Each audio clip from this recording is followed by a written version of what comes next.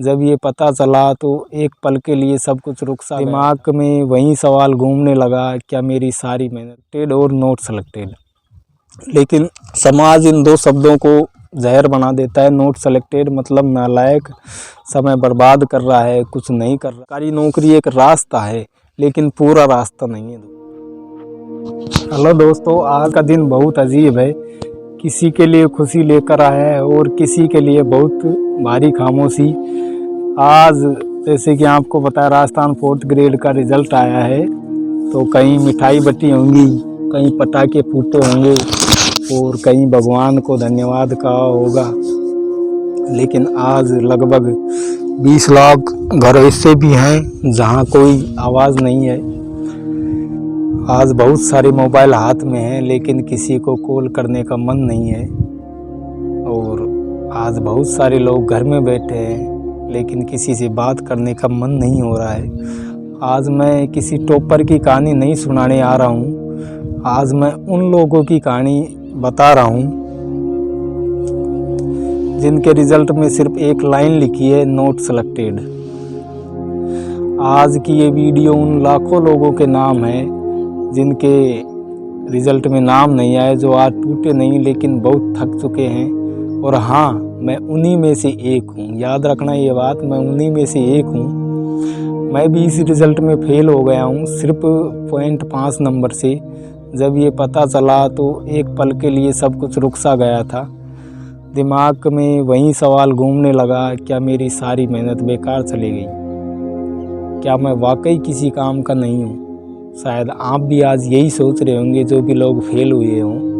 लेकिन आज ये वीडियो मैं आपके बीच खड़ा होकर बोल रहा हूँ। अब ज़रा दिमाग से सोचते हैं। इस परीक्षा के करीब 54,000 सीटें थी और परीक्षा देने वाले थे लगभग 21 लाख उम्मीदवार। मतलब साफ है, एक सीट के पीछे करीब 39 से 40 लोग थे। इतने बड़े कंपटीशन में कितने लोग सेलेक्ट हो सकते थे?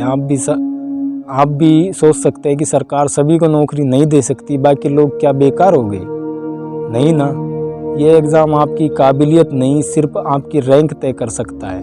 काबिलियत लोग लाखों में हैं, मौके हज़ारों में। रिजल्ट में सिर्फ 2 शब्द लिखे होते हैं, सेलेक्टेड और नॉट सेलेक्टेड। लेकिन समाज इन 2 शब्दों को जहर बना देता है। नॉट सेलेक्टेड मतलब नालायक, समय बर्बाद कर रहा है, कुछ नहीं कर रहा। आज फेल होने का मतलब ये नहीं कि आप पढ़ नहीं सकते, आप पढ़ भी सकते हो। आप फेल होने का मतलब सिर्फ ये नहीं कि इस बार कट ऑफ आपसे थोड़ी आगे निकल गई।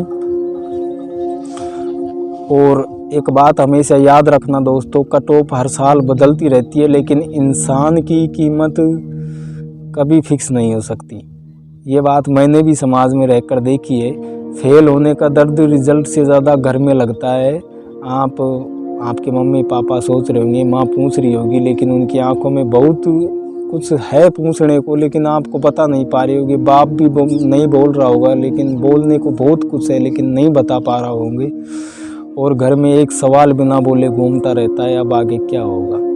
इतनी उम्र हो गई, इतना पढ़ लिया, फॉर्म भरा था, किसी ने मजदूरी करके तैयारी की थी, किसी ने काम धंधा छोड़ के तैयारी की थी, और जब रिजल्ट में अपना नाम नहीं देखा तो दोस्तों दुखी होना जायज़ है। लेकिन सच ये है, मेहनत कभी बेकार नहीं जाती दोस्तों। ये बात बहुत कड़वी है लेकिन हमें एक्सेप्ट भी करनी पड़ेगी कि मेहनत कभी बेकार नहीं जाती। आपकी मेहनत आगे काम ज़रूर आएगी। समाज ने भी आपको कहे होंगे कि क्या करेगा, अब इतने साल लगा दिए। जो लोग ये सवाल पूछ रहे हैं ना आपसे, वो कभी आपकी जगह खड़े नहीं हुए। अगर वो खड़े होते तो आपकी बातों को समझते, आपकी मजबूरियों को समझते, आपकी मेहनत को समझते और आपकी मेहनत को देखते, आपके जज्बे को देखते। लेकिन उनको ये बातें अभी पता नहीं है। हर साल वही कहानी, लाखों फॉर्म भरते हैं, हज़ारों सीटें और करोड़ों सपने लोगों ने संजोए रखते हैं, लेकिन उनमें से चुनिंदा कुछ लोग नौकरी लगते हैं। आपको पता होगा, सबका सिलेक्शन नहीं हो सकता। सरकारी नौकरी एक रास्ता है लेकिन पूरा रास्ता नहीं है दोस्तों। ज़्यादा मौके नहीं बनाएगा तब तक हर साल लाखों लोग बाहर होंगे और बाहर होते रहेंगे। इसका मतलब ये नहीं कि वो लोग नाकाम हैं, नाकाम नहीं है दोस्तों, वो लोग कामयाब भी होंगे। और आप देख लेना चाहिए, इतिहास उठाकर देख लेना, बहुत से लोग एक एक नंबर से फेल हुए और वो आगे जाके कामयाब भी हुए। उनसे भी जिस एग्ज़ाम में एक एक आधे आधे नंबर से फेल हुए या जिस भी एग्ज़ाम में फेल हुए उससे भी हायर पोस्ट पे गए हैं वो।